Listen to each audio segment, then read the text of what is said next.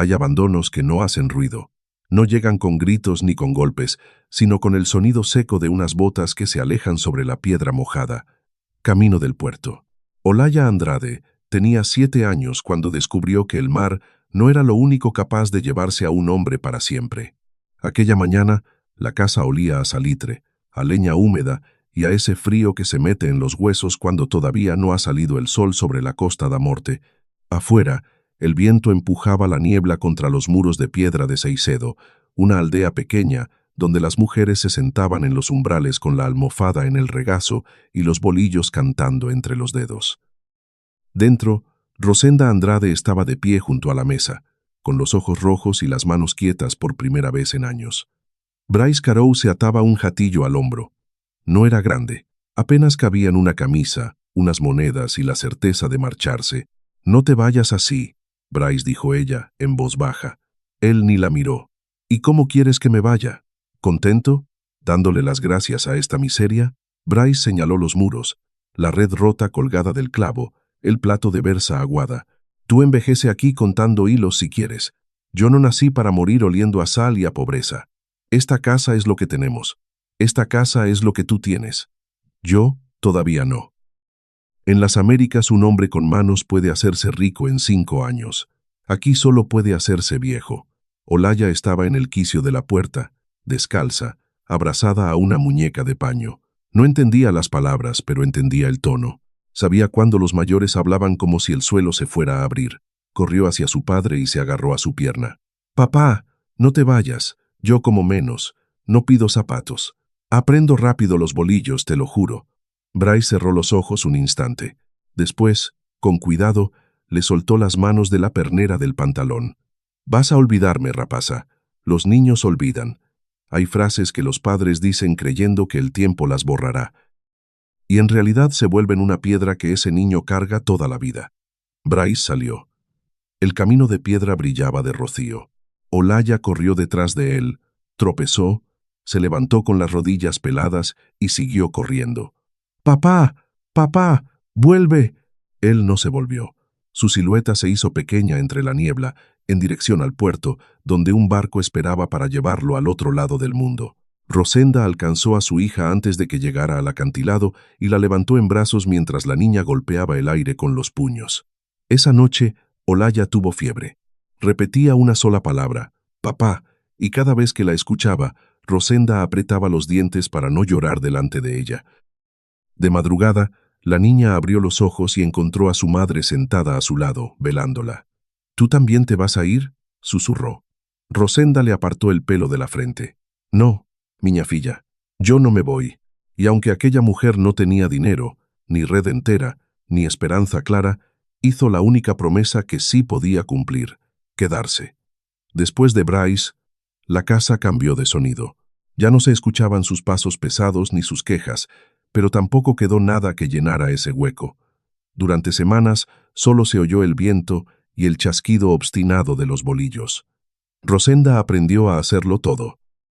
Aprendió a remendar el tejado con sus propias manos, a destripar las sardinas sin que le temblaran los dedos del hambre, a mentir un poco cuando hacía falta. Cuando quedaba poco que comer, decía que ya había comido junto al pozo. Cuando el dueño de la tierra venía a cobrar, mandaba a Olaya a buscar agua para que no escuchara las amenazas. Una noche, revolviendo un arcón viejo, encontró una caja de cartones de pergamino picado, los patrones de encaje de su abuela, los dibujos antiguos que pocas palilleiras sabían ya leer. Pasó el dedo por los agujeritos como quien lee un rezo olvidado. El encaje no era fácil. Exigía paciencia, dedos limpios, madrugadas frías y una fe terca en un hilo que no parecía nada. Pero Rosenda pensó que tal vez aquello, y no el mar ni las Américas, era la respuesta. Algo precioso que nacía de la miseria. Vendió el único anillo bueno que le quedaba y compró hilo fino, del bueno, el que no se rompe. Las primeras temporadas fueron duras. La humedad pudrió un encaje entero. Un comerciante le pagó la mitad de lo justo, aprovechando su necesidad. Se equivocó en los puntos, perdió clientas, lloró de rabia más de una vez. Pero no se rindió. Olaya empezó ayudando con lo pequeño. Sostenía la almohada, alcanzaba los alfileres, enrollaba el hilo. Una tarde hizo su primer trozo de encaje. Quedó torcido, lleno de nudos, abierto donde debía ir cerrado. Parece una telaraña tejida por una araña borracha, dijo la niña, mirándolo con horror. Rosenda soltó una risa que hacía mucho no salía de su pecho. Entonces mañana haremos una araña más sobria. Desde aquel día, Olaya aprendió. Y aprendió rápido. Tenía unos dedos que no se cansaban, una paciencia que asombraba a las mujeres mayores del lugar. Una mañana la vieja Ramona, la maestra que había enseñado a media aldea, se detuvo a mirarla trabajar. «Esta rapaza tiene los dedos del mar», dijo. «Nunca paran y nunca se quejan». Rosenda la miró con un orgullo que no cabía en su cara. Pasaron los años. La casa siguió siendo humilde, de piedra y techo remendado, pero dejó de estar vacía. En los estantes había madejas ordenadas, cartones limpios y encajes envueltos en lienzo blanco como si fueran joyas. Y para ellas lo eran, porque cada metro de encaje era la prueba de que habían sobrevivido. El encaje de las Andrade empezó a tener nombre. Las clientas finas de la villa lo pedían por encargo. Olaya, con 16, ya negociaba con los comerciantes sin bajar la mirada. Con 22, tenía la seriedad de quien aprendió pronto que sonreír de más cuesta caro. Una tarde, mientras cerraban los últimos paquetes de la temporada para la feria, Rosenda dejó sobre la mesa la caja de cartones de la abuela. La empujó hacia su hija.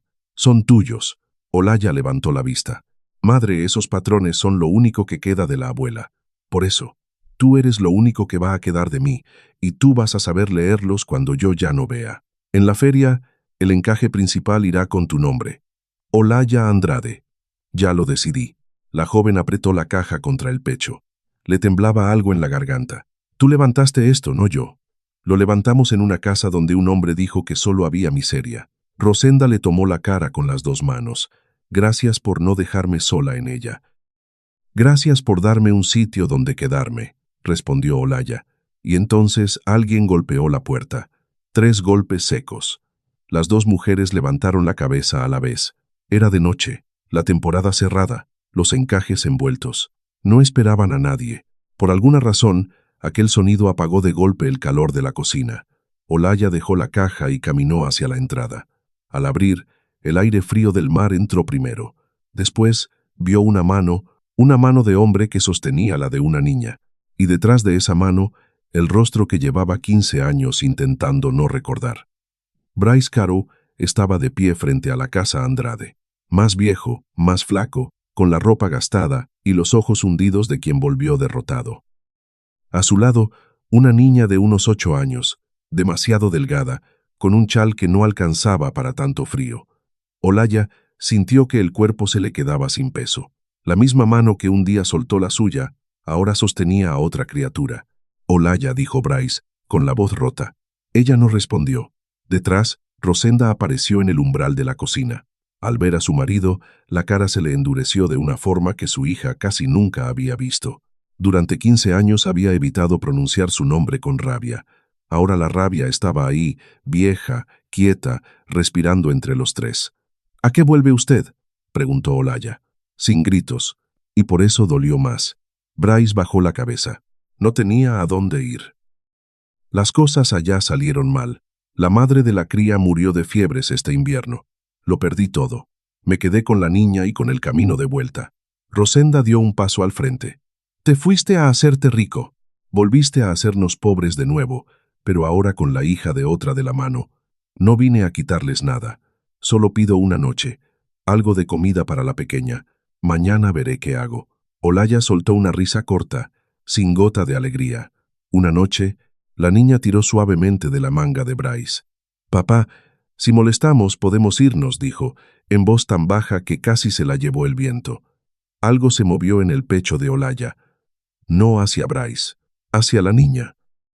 Era una criatura asustada, con los dedos rojos de frío, que pedía perdón por existir, y Olaya conocía esa cara. La había visto en el espejo, muchos años atrás, cuando preguntaba en silencio qué le había faltado para que un hombre se quedara. «¿Cómo se llama?», preguntó Olaya, sin mirar a Bryce. «Lua», respondió él. «No le pregunté a usted».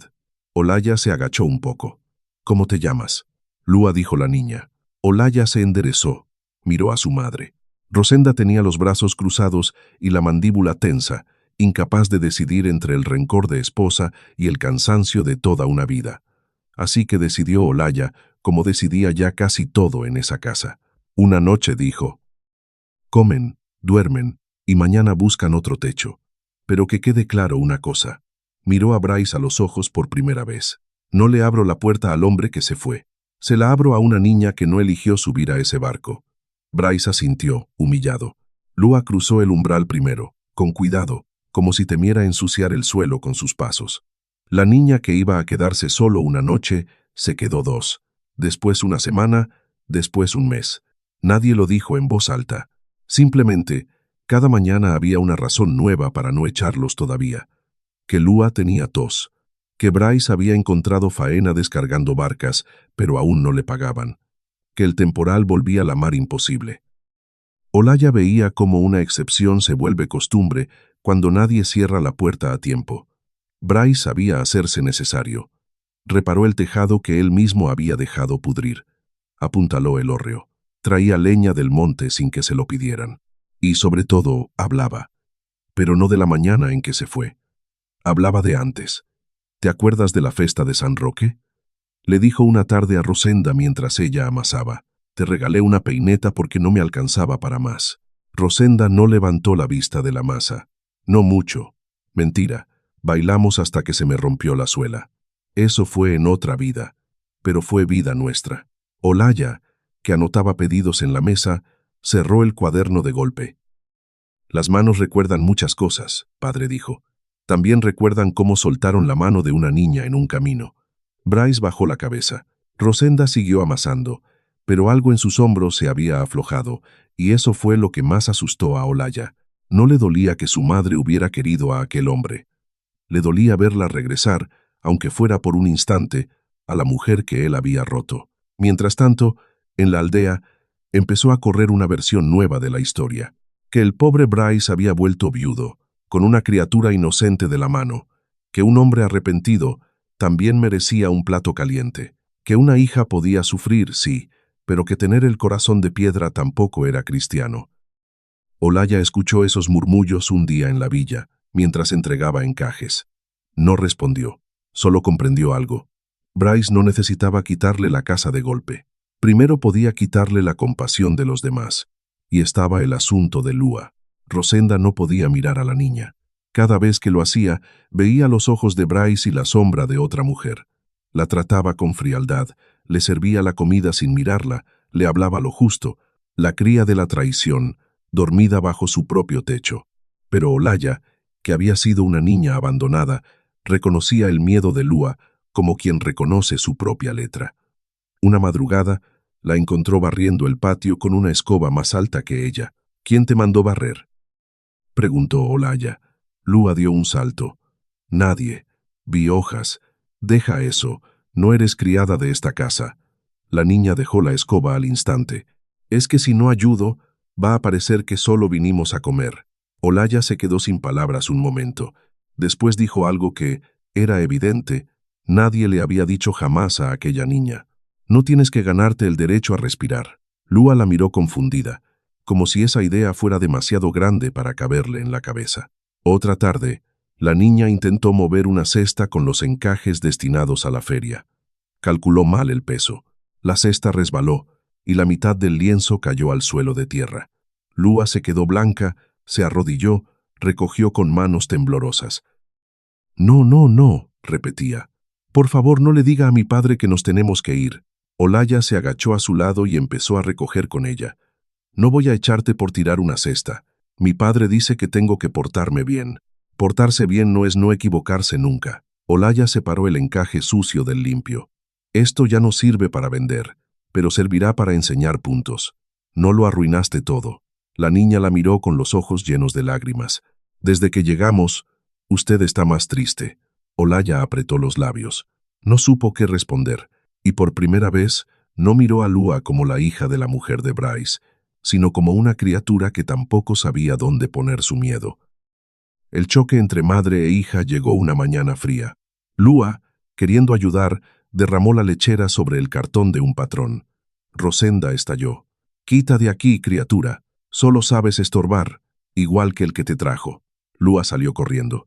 Olaya se interpuso y por primera vez en su vida levantó la voz contra su madre. No pague con la niña lo que le debe el padre. Rosenda la miró, herida. Ahora la defiendes a ella. No defiendo a Bryce. Defiendo a una niña de 8 años. ¿No es eso lo que usted hizo conmigo? Aquellas palabras cayeron como una piedra en el agua. Rosenda no respondió. Salió al patio y se quedó mirando el mar. Y, por primera vez desde que él volvió, madre e hija durmieron dándose la espalda. Esa noche, Olaya encontró a Lua sentada en el escalón de atrás, abrazada a las rodillas, mirando la oscuridad donde rompían las olas. «Vas a enfermarte si te quedas aquí». La niña se limpió la cara rápido. No estaba llorando. No pregunté. Olaya se sentó a cierta distancia. Estuvieron un rato en silencio. Después, Lua habló. «Mi padre me dijo que, si la llamo hermana, tal vez usted se acostumbre a nosotros». Olaya miró el horizonte. «¿Y tú quieres llamarme así?» «No sé». La voz de la niña tembló. «Yo no quiero quitarle nada, ni su casa, ni a su madre, ni los encajes. Con mi padre siempre parece que tenemos que entrar deprisa, antes de que alguien cierre la puerta. Y yo no quiero vivir entrando deprisa. Quiero estar en un sitio sin dar miedo». Olaya la miró sin defensa por primera vez. No la abrazó, no estaba lista, pero le acercó un chal que había tomado del respaldo de una silla.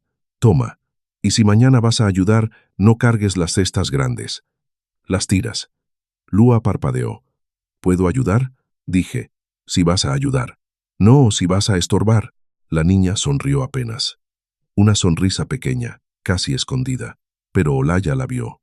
Y por primera vez la palabra hermana no le pareció imposible, solo le pareció demasiado pronto. Lo que ni Olaya ni Rosenda sabían era por qué Bryce había vuelto justo a tiempo para la feria. No había vuelto solo por el mar. Había vuelto con una deuda. En la villa mandaba en el comercio del encaje un hombre llamado Casimiro Lobeira. Vestía bien, hablaba suave y trataba a cada persona como si ya hubiera calculado cuánto podía sacarle. Prestaba dinero a interés de usura y compraba barato el trabajo de las palilleiras pobres para venderlo caro en las ciudades. Quería el encaje de las Andrade, no por metros. Quería los patrones viejos de la abuela, el nombre, la fama. Quería que aquellas mujeres trabajaran para él y dejaran de vender por su cuenta. Bryce le debía dinero desde el puerto de llegada, y Casimiro había encontrado en aquella deuda una llave.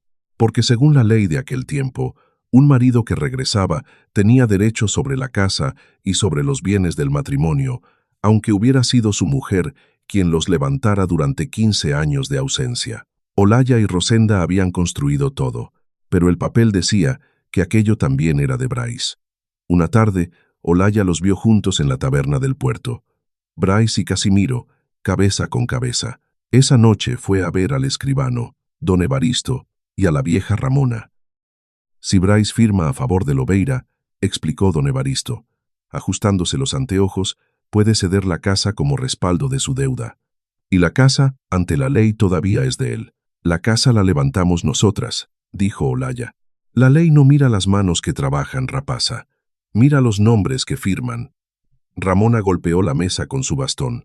«Pues entonces buscamos otra firma. La cofradía de las palilleiras puede reconocer el obrador y los patrones como obra de gremio, no de un solo hombre. No es fácil, pero se puede. Necesitamos tiempo y necesitamos que ese papel no llegue antes a manos de Lobeira». Pero Casimiro no tenía paciencia, y los hombres sin paciencia siempre eligen el fuego.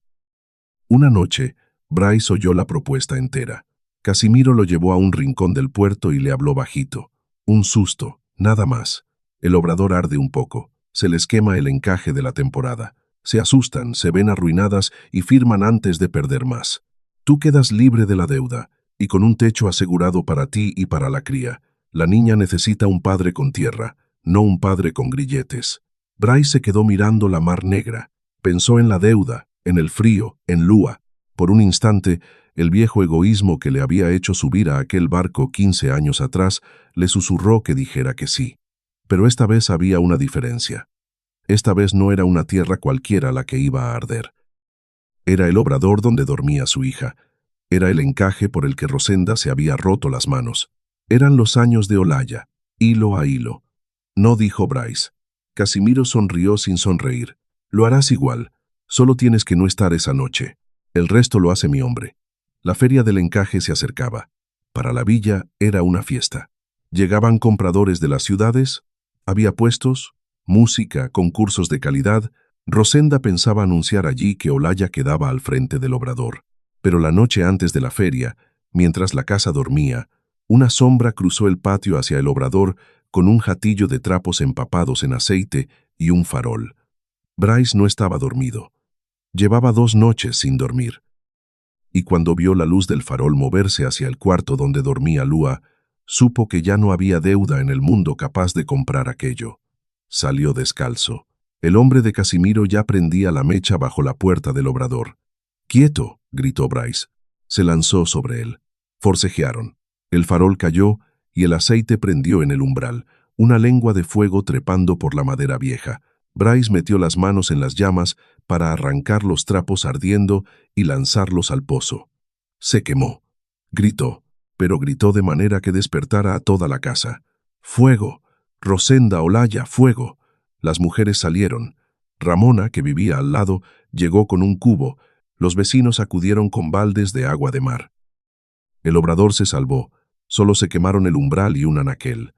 El encaje de la temporada quedó intacto. El hombre de Casimiro intentó huir, pero el alguacil, que ya rondaba avisado por don Evaristo, lo atrapó en el camino. Confesó, dio el nombre de Casimiro Lobeira, y la deuda secreta de Bryce quedó al descubierto delante de toda la aldea. Cuando el humo se aclaró, todos miraron a Olaya. Esperaban algo, una palabra, un abrazo, un perdón. Pero Olaya no perdonó, no gritó, no abrazó a su padre, que estaba sentado en el suelo con las manos quemadas, mirándola con los ojos de quien sabe que ya no tiene derecho a pedir nada. Olaya tomó la mano de su madre y puso la otra mano sobre el hombro de Lua, que temblaba en camisón junto a la pared. Bryce vio aquel gesto y entendió. La familia que él había intentado usar seguía de pie. No gracias a él. A pesar de él. Lua, llorando, levantó la vista hacia Olaya. «¿Me tengo que ir?». Olaya cerró los ojos un instante. Después respondió. «Tú no quemaste nada». La niña la miró. Olaya no sonrió, pero su mano siguió en su hombro. Y para una criatura que ha vivido temiendo siempre que la echen, una mano que no se retira es el primer lugar seguro del mundo. La casa Andrade no celebró aquella noche. Aunque el obrador seguía en pie, aunque Casimiro fue prendido al día siguiente y sus negocios de usura quedaron al descubierto, nadie sintió que hubiera ganado algo, porque hay victorias que no llegan con alegría, llegan con cansancio, con una mesa silenciosa y con una niña preguntándose si el error de los mayores también la condena a ella. En los días que siguieron, la aldea habló, como habla siempre. Unos decían que Bryce al menos había detenido el fuego, otros que él mismo lo había acercado. Olaya no participó en ninguna conversación, se dedicó a trabajar. Revisó cada cerradura, ordenó papeles con don Evaristo, inscribió el obrador y los patrones a nombre del gremio de palilleiras, de modo que ningún hombre, ni Bryce ni nadie, pudiera volver a reclamarlos jamás. No se derrumbó, pero Rosenda la veía moverse por la casa sosteniéndose solo con la voluntad. Una tarde, madre e hija coincidieron junto al obrador chamuscado. Rosenda habló primero, con la voz baja. «Fui injusta con la niña». Olaya no respondió. «La traté como si ella fuera la culpa, y ella solo es una cría». Rosenda se limpió las manos en el mandil. «Tenía razón. Eso mismo me dijiste tú, y me dolió porque era verdad. Yo también fui dura con usted», dijo Olaya al fin. «Pero cuando él volvió, sentí que usted dudaba, y cada vez que usted dudaba con sus recuerdos de bailes y peinetas, yo sentía que me quedaba sola otra vez. Como aquella mañana en el camino, a Rosenda se le llenaron los ojos. «No estás sola, lo sé. ¿De verdad lo sabes?». Olaya la miró un largo rato. Después dejó la cesta y se acercó. No la abrazó como una niña, la abrazó como una mujer que había sostenido demasiado tiempo y que por fin aceptaba apoyar la frente en alguien. «No vuelva a abrir la puerta sin mirar quién queda detrás de usted», susurró. «No lo haré», dijo Rosenda. Y esta vez Olaya le creyó. Bryce se presentó 3 días después, con las manos vendadas, No entró en la casa. Se quedó frente a la puerta, con un jatillo pequeño, el mismo con el que había llegado. Vine a despedirme, dijo. Nadie respondió. No voy a pediros que me llaméis marido ni padre. No tengo cara, y no voy a pedir perdón. Hoy no. Tal vez nunca. Tragó saliva. Solo entendí una cosa, tarde, como entiendo todo. Yo creí que podía volver al sitio que dejé, como si el tiempo me hubiera estado esperando con la puerta abierta, pero la casa siguió sin mí. Vosotras crecisteis sin mí, y no tenía derecho a entrar exigiendo lo que abandoné. Eso debió pensarlo antes de subir al barco, dijo Olaya. Sí, antes de tomar dinero de Lobeira. Sí, antes de dejar que el fuego durmiera al lado de su hija. Bryce cerró los ojos. No hubo excusa, y esa falta de excusa pesó más que cualquier llanto. Me voy a la villa de al lado, al puerto. Hay faena de carga. Lo que gane servirá para pagar lo que debo y lo que quemé. Rosenda habló por primera vez, y Lua, Bryce se volvió hacia su hija, que esperaba en el umbral de la cocina con los ojos rojos. Se arrodilló despacio, pero no avanzó hacia ella. No la jaló del brazo como tantas veces. Lua, ven si tú quieres. La niña miró a Olaya. Olaya no la empujó, no habló por ella. Lua caminó sola hasta su padre. Bryce no la abrazó de inmediato, esperó a que ella llegara. ¿Me vas a dejar?, preguntó la niña. No te dejo. Bryce le acarició el pelo. Pero ya no voy a arrastrarte detrás de mis miedos. Te quedas aquí. ¿Por qué? Porque aquí Rosenda puede enseñarte los bolillos. Porque tienes un techo que no se mueve. Porque hay gente que se queda cuando la mar no da nada. Miró a Olaya y corrigió la frase. Porque Olaya no tiene por qué pagar mis errores. Y tampoco quiere que los pagues tú. Olaya apartó la mirada. Voy a venir a verte, siguió Bryce. Los domingos, en la plaza o en el atrio de la iglesia. Con permiso, sin mentiras, sin hacer escenas. Y si algún día me oyes llorar, no tendrás que correr a salvarme. Esa ya no es tu carga. Lua lo abrazó fuerte. Yo no quería que nadie peleara por mí. Lo sé. Perdóname por ponerte en medio. Bryce la besó en la frente. Después se puso de pie y miró a Olaya. Gracias por no echarla. Olaya respondió con una frialdad tranquila. No lo hice por usted. Y que quede claro, la niña puede quedarse. Usted. No. Bryce asintió. Lo entiendo. Recogió su atillo y se fue por el camino de piedra hacia el puerto, el mismo que había tomado 15 años atrás. Pero esta vez no llevaba a ninguna criatura de la mano para arrastrarla a la incertidumbre.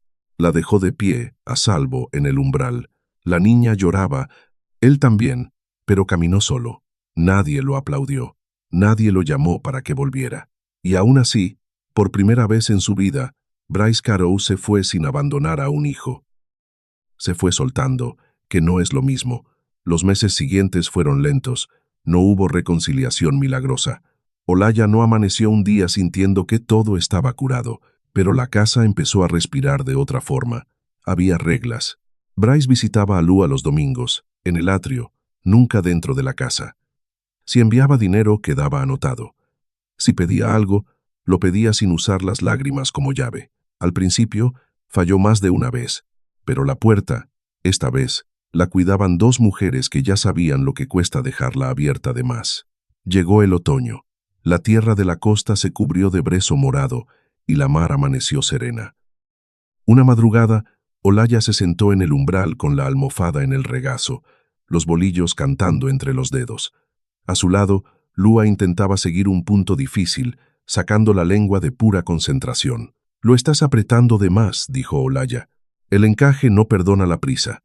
Si tiras fuerte para terminar antes, sale torcido. Hay que dejar que cada nudo tenga su tiempo». Lua aflojó las manos. «¿Y si me equivoco?» «Te equivocas. Deshaces y vuelves a empezar. Eso no es fracasar. Eso es aprender». Rosenda las miraba desde la ventana, secándose las manos en el mandil, con una expresión que ya no escondía la ternura. El encaje de las Andrade fue a la feria aquel año limpio, respetado, con el nombre de Olaya bordado en el lienzo. No porque nunca lo hubieran tocado la vergüenza ni el fuego, sino porque habían tenido el valor de limpiarlo con la verdad. Olaya pensó en Bryce, ya no con la rabia ardiente de antes, tampoco con cariño. Pensó en él como se piensa en una puerta cerrada, que ya no se golpea todas las noches. Porque durante mucho tiempo ella había creído que sanar significaba olvidar la mano que la soltó. Después entendió que no. Sanar era recordar sin volver a correr detrás de esa mano. Era quedarse sin volverse de piedra. Era querer a su madre sin cargarla como una deuda. Era mirar a Lua y ver a una niña, no la prueba de un abandono. Era poner un límite sin vergüenza y aceptar que una familia no se sostiene solo con la sangre ni con el apellido. Se sostiene con presencia, con responsabilidad, con la gente que se queda cuando la tierra y la mar no dan nada. Y mientras el sol subía sobre la costa da Morte, Olaya Andrade comprendió que algunas puertas no se cierran por odio. Se cierran para que, dentro de la casa, por fin pueda crecer la paz. Y así llega el final de esta historia. Un final que no busca dejar el corazón tranquilo de forma fácil, porque la vida casi nunca repara las cosas con una sola disculpa. Aquí no hubo un abrazo que borrara 15 años de ausencia. No hubo una hija diciendo padre solo porque la sangre lo exigía. No hubo una casa abierta sin condiciones para quien ya había demostrado que sabía usar el amor como una llave. Olaya no venció porque Bryce se fuera. Venció porque dejó de correr detrás de quien un día la soltó. Durante años cargó una pregunta que muchos niños abandonados conocen, aunque no la digan: ¿qué me faltó para que se quedara? Y la respuesta, aunque duela, también libera. No le faltó nada. La falta estaba en quien se fue, no en la niña que suplicó descalza en un camino de piedra. Bryce no quedó convertido en héroe, y eso importa. Detuvo el fuego, sí, pero también fue quien lo acercó. Su arrepentimiento empieza a valer solo cuando deja de exigir perdón, cuando deja de llorar para mover a los demás, cuando entiende que querer a Lua no era arrastrarla tras de sí, sino dejarla crecer lejos de sus errores. Rosenda aprendió que ser buena no es dejar todas las puertas abiertas, y que la bondad sin límites puede volverse una forma de descuidar a quienes más se ama. Y Lua, la parte más tierna de todo, nos recuerda que ninguna criatura debe pagar por las decisiones rotas de los mayores. A veces perdonar no significa permitir que alguien vuelva al mismo sitio. A veces perdonar es dejar de vivir atado al daño, pero mantener la puerta cerrada. A veces sanar no es abrazar a quien nos rompió, sino dejar de perseguirlo por dentro. No hace falta volverse piedra para sobrevivir a quien nos hirió. Se puede poner un límite, decir hasta aquí, no perdonar todavía, y aún así seguir siendo justos con los inocentes, seguir queriendo a quienes sí se quedaron, seguir cultivando algo hermoso en la tierra que otros abandonaron. Y queda flotando una pregunta, la misma que Olaya tuvo que responder con el corazón en la mano. Si hizo bien en mantener la puerta cerrada para el hombre que se fue y abrir las manos, en cambio, para la niña que nunca eligió subir a ese barco. Quédate en lo que cuesta y crece despacio, como el encaje que no perdona la prisa. Deshaz el nudo torcido sin miedo a empezar de nuevo. Quien se queda en los días sin cosecha, construye el hogar verdadero. Pon límites sin volverte de piedra. Abre la mano a quien no eligió el daño y verás cómo dentro de casa, por fin, florece la paz. Un pequeño aviso para ti. Esta historia fue creada y ficcionada por inteligencia artificial, pensada para acompañarte y entretenerte, y también para dejarte en el corazón una lección sencilla y luminosa sobre quedarse, perdonarse y querer con respeto.